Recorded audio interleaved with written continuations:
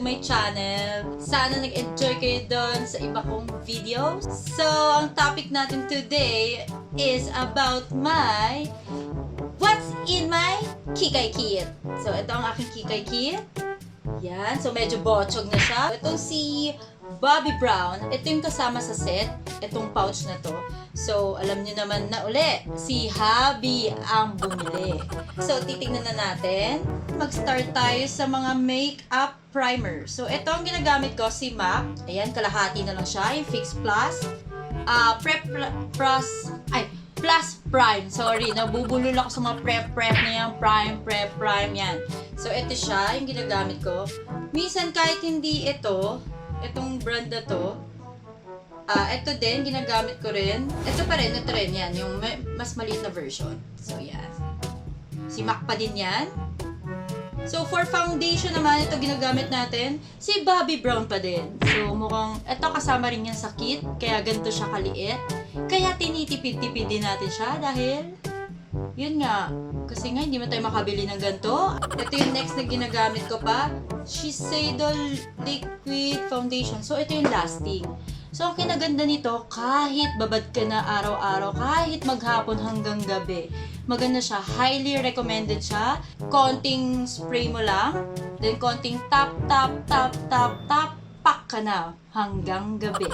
Next na natin, yung Kikay Goals. So, ito, aminin ko talaga, guys.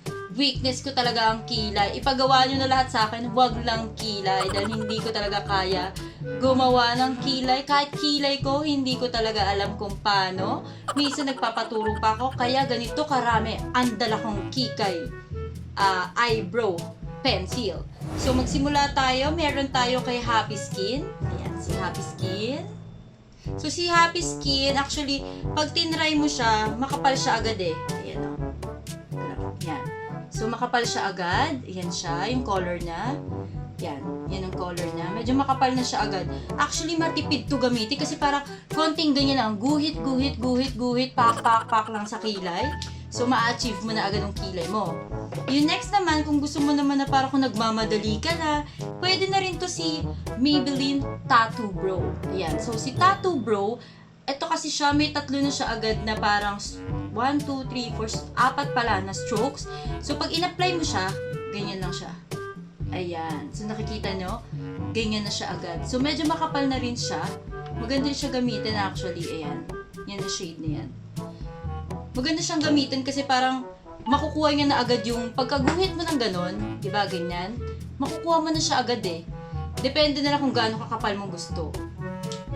Ito naman, ito din ang maganda, I think si Face Shop. So, si Face Shop, ayan, yung tinatawag nilang designing eyebrow pencil, ayan.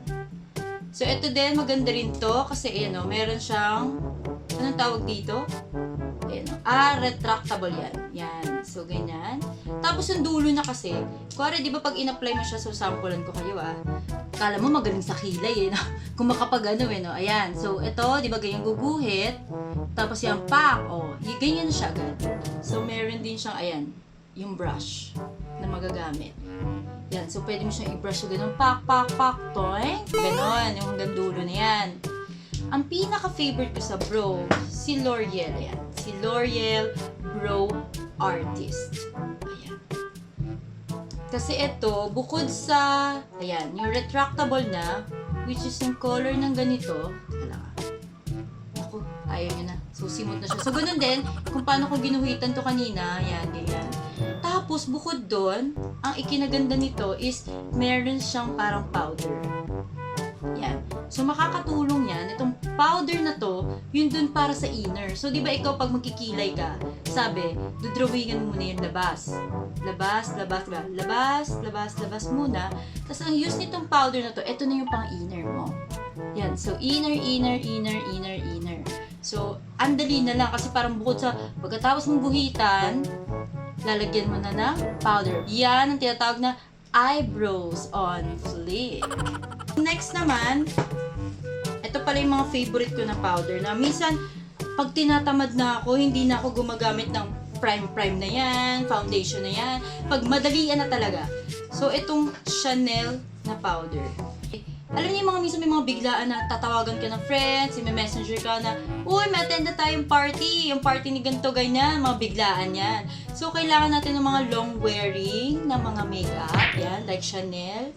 Although, ano rin naman to, ito yung mga pang-retouch. Social, no? Pang-retouch lang. Ginagamit ko rin siya minsan siguro sa loob ng 1 week. Nababrush ko siya ng konti ng mga kahit 3 times lang a week. 3 times a week. So, pwede na siya sa ganun. Kahit hindi naman siya pang everyday talaga. Pero pag may occasion talaga na biglaan, ito talaga ang solusyon ko, si Chanel. So, bukod kay Chanel, ito talaga yung everyday use ko. So, eto yan. Ito, MAC ulit. So, fan talaga ako ni MAC. Hiyang na hiyang yung skin ko kay MAC. Wala akong masabi. Kahit wala na akong primer, moisturizer, foundation, kayang-kaya na nitong powder na to. Hindi ko na siya bubuksan dahil konti na lang ang laman niya. So, sobrang gamit. Ito talaga yung everyday use ko. Araw-araw siya talaga. As in, na parang from morning hanggang gabi, hindi na ako nagre-retouch. So, ganyan na lang siya kakonti. Pero I know, Christmas naman, baka naman may magregalo sa akin dyan. Magbe-birthday na rin ako this December. Ang shade nito ay, basta Studio Fix na MAC.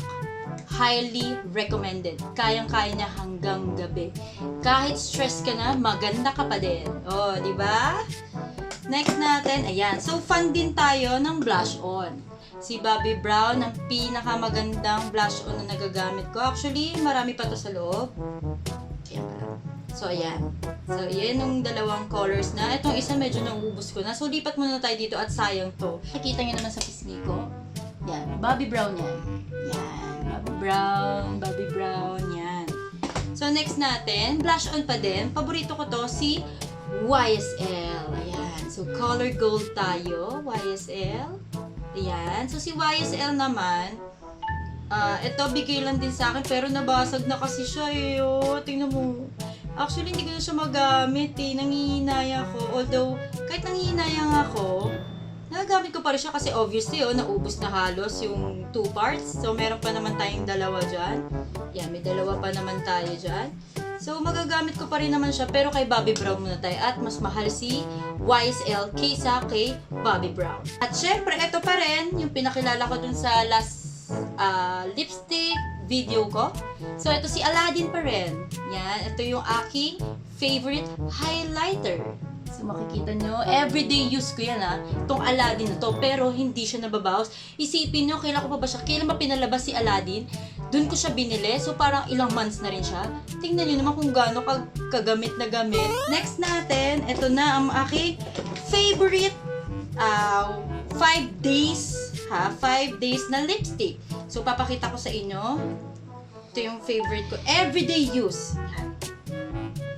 So, 5 shade yan ng Body Shop.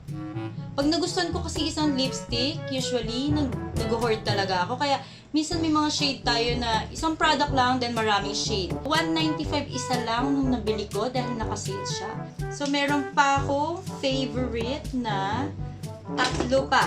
So, ito yun. Hindi ko na siya makikita sa stores, kaya nag-hoard na ako nito. Meron pa ako nitong 4. Si Skin Food, wala na siya sa market. So, bago siya nawala sa market, nag-hoard ako kasi super nag-sale sila. Ito pala yung favorite ko din. Ito, yung Benefit Brow nila. So, ito si Benefit medyo, alam mo yun, parang pricey din siya, pero worth it, as in, super dampi lang. Ayan o. So, ganito rin siya, ano rin siya, may, anong tawag dito? Meron din siyang parang stick ba yun, na pwedeng ipang-ayos ng kilay. So, konting-konting apply lang talaga. As in, yung parang pak, ganun. Konting ganun lang. Ganun karami yung pangkilay ko kasi, guys, hindi talaga ako magaling magkilay, promise. Kung titignan nyo ngayon, hindi ko rin alam kung tama ba yung pagkilay ko. Weakness ko talaga yung kilay na yan. Guys, ayun na nga ang laman ng aking Kikay kit. Pinakabotsog na Kikay kit. Alam mo, Girl Scout lang tayo kasi pag tinawagan ng friends na let's go sa ganito, kailangan ready tayo lagi. So, ito yung nandito yung mga favorite topics ko din na everyday use. Thank you guys for watching. See you on my next vlog. Don't forget to subscribe and click the bell button for notifications. Thank you!